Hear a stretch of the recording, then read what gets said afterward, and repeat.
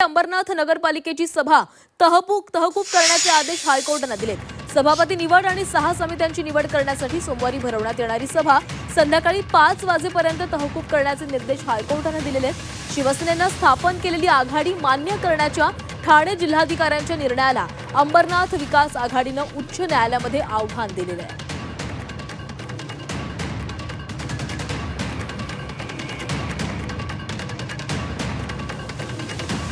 अंबरनाथ नगरपालिका सभा तहकूब करण्याचे निर्देश देण्यात आलेले आहे। उद्या संध्याकाळी 5 वाजेपर्यंत सभा तहकूब असणार आहे। जिल्हाधिकारी निर्णयाला विकास आघाडीने आव्हान दिलेलं होतं आणि या संदर्भात निर्णय घेताना ही सभा उद्या संध्याकाळी 5 वाजेपर्यंत तहकूब करण्यात आली।